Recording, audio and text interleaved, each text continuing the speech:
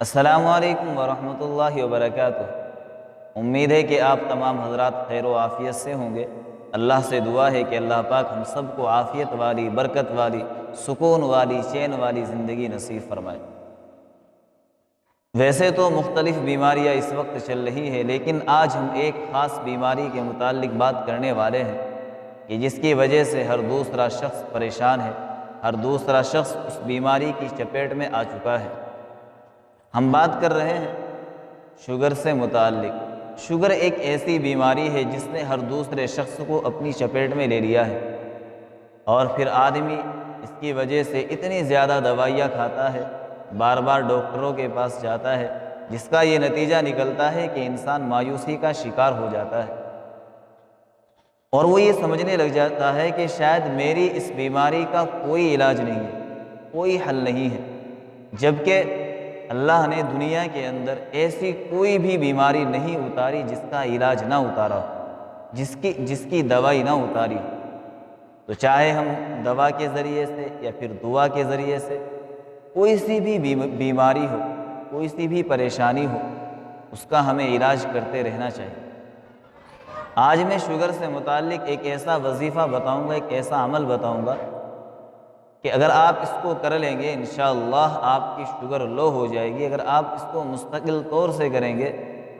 تسلسل کے ساتھ کریں گے، تو انشاءاللہ اللہ کی ذات سے امید ہے کہ یہ بیماری ہی ختم ہو جائے گی۔ آپ نے کیا کرنا ہے، آپ کو 3 عدد بھنڈیاں لینی ہے، 3 عدد یعنی 3 بھنڈی لینی ہے، اور ان تینوں بھنڈیوں کے اوپر کے سرے کاٹ دینے ہیں، اور پھر بیچ میں ہلکا سا چیرا مارنا ہے، پورا نہیں مارنا، بیچ میں سے ہلکا سا چیرا مار دینا ہے، اور ان تینوں بھنڈیوں کو پھر پانی کے ایک کپ کے اندر ڈال دینا ہے، یعنی اس کپ کے اندر پانی ہو اور اس پانی کے اندر ان تینوں کو ڈبو دینا ہے، پھر پوری رات اسی میں ڈوبنے دے، ان تینوں بھنڈیوں کو پوری رات اسی کپ میں رہنے دے۔ صبح کو جب آپ فجر کی نماز وغیرہ سے فارغ ہو جائے، پھر 7 مرتبہ اس پانی پر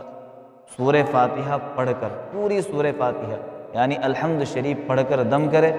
اور دم کرنے کے بعد پھر آدھا گھنٹہ پھر اسی طریقے سے اس میں پڑا رہنے دے،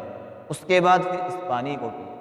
آپ یہ کر کے دیکھیں انشاءاللہ ثم انشاءاللہ، اگر آپ نے اس کو تسلسل کے ساتھ کر لیا، پابندی کے ساتھ اس چیز پر عمل کر لیا، انشاءاللہ اللہ کی ذات سے امید ہے کہ آپ کی شوگر لو ہو جائے گی۔ اور ظاہر سی بات ہے، کرنے والی ذات تو اللہ کی ہے، اس نے دعا اور دوا